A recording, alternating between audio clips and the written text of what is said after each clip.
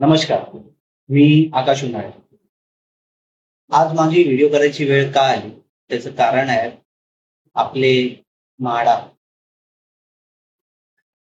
31 मार्च रोजी मी फॉर्म भरला आणि आज आहे 1 ऑगस्ट. या लोकांनी अजूनही लॉटरी काढलेली नाही. जवळ-जवळ 100च्या वर दिवस झाले. या लोकांनी अजूनही लॉटरी जाहीर केलेली नाही. ही माहिती काढली तर मला सांगण्यात आलं, की त्यांना कोणी व्ही-आय-पी माणूस भेटत नाही व मुख्यमंत्र्यांकडे वेळ नाही. तर मला एवढंच बोलायचं आहे, तुमच्याकडे वेळ नाहीये, नको असू दे. पण आम्हाला आमचे पैसे देऊन मोकळे करा ना. आम्हाला का टांगणीवरती ठेवलं? ज्या लोकांनी 10-10 फॉर्म भरले, त्यांचं काय? आणि ह्या गोष्टीमध्ये सरकार लक्ष टाकायला रेडी नाही. का? तर सरकारला ₹590 त्यांचा जी-एस-टीचा पैसा भेटलाय. सरकार तर इकडे हात वर करून बसलंय. तुम्ही तुमचं काय करायचंय ते करा.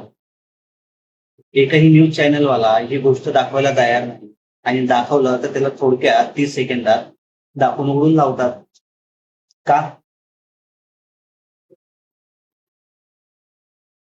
जवळ-जवळ 75,000 लोकांनी ते फॉर्म भरले आहेत आणि त्याचे ₹590 जी-एस-टीचा जो गव्हर्नमेंटने घेतलाय, त्याचं कॅल्क्युलेशन केलं तर जवळ-जवळ ₹350 करोड या सरकारला भेटले.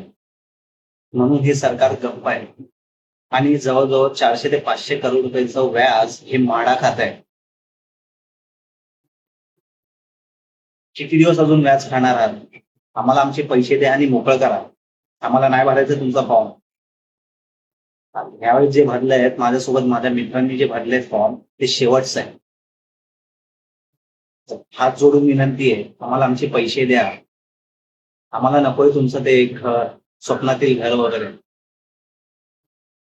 आणि मुंबईमध्ये तुम्ही हे घर काढलं नाही आणि जवळ-जवळ तुमच्या वेबसाईटवरती खुशाल ते पब्लिकली हे करताय, नवीन-नवीन घरांसाठी. का?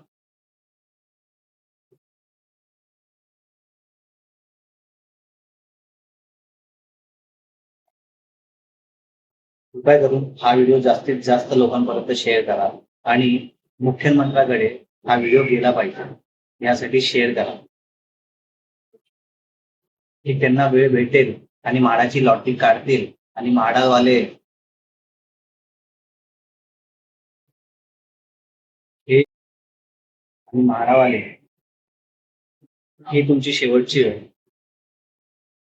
पुढच्या वेळेस जे तुम्ही लोकांनी डेट पुढे ढकलल्यात ना, तुम्हाला पाहिजे तो प्रतिसाद पुन्हा भेटणे म्हणून. ह्याच्या येणारी पिढी या जे येणारे जे लोक असतील, कधी तुमच्याकडे फॉर्म नाही भरणार ते. ही गोष्ट लक्षात ठेवा. आम्हाला आमचे पैसे द्या, आम्हाला मोकळं करा. मला काहीच नाही पाहिजे.